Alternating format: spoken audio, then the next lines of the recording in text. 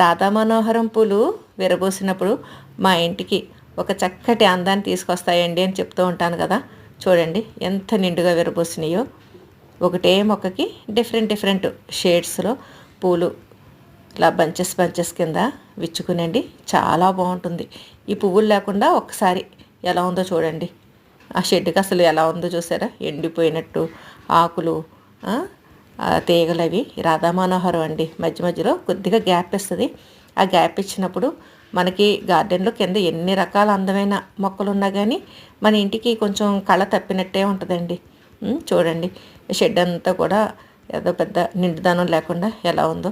ఇందాక మీరు చూసారు కదా, ఆ పూలతోటి విరబోసినప్పుడు ఎంత నిండుగా ఎంత అందంగా ఉందో. ఎక్కువ గ్యాప్ ఉండదండి. ఒక 1 మంత్ అలా ఇలాగ ఆకులతో అది ఉండిపోతుంది. ఆ తర్వాత మళ్ళీ చక్కగా ఇదంతా విరబోసేస్తుందండి. ఇది చూసారా ఎంత చక్కగా విరబోసిందో.